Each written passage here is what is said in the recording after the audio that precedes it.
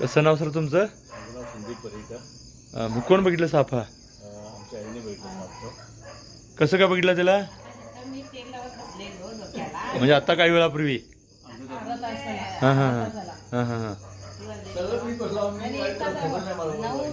अचानक दिसलं तुम्हाला? हां हां. मग पहिला साप आहे कळलं?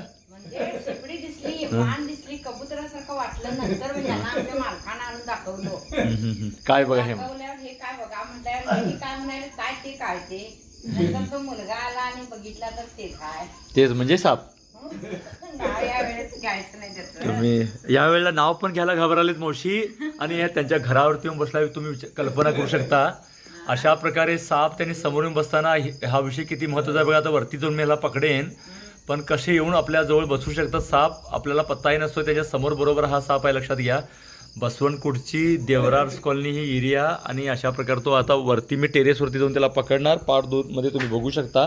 पण अशा प्रकारे साप कुठं कुठे येऊ शकतात. उन्हाळ्यात वगैरे आपल्या परिसरात साप, म्हणजे हा साप वरून खाली उतरला, परिसर असा आहे, झाडावर इथं आला असणार. आणि खूप वेळ म्हणजे मी अल्लूरून इथं येईपर्यंत असाच थांबलाय.